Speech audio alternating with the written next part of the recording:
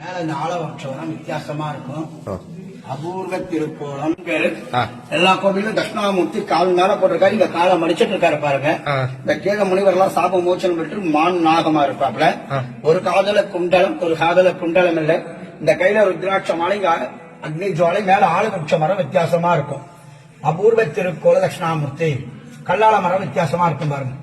ஆமாங்க.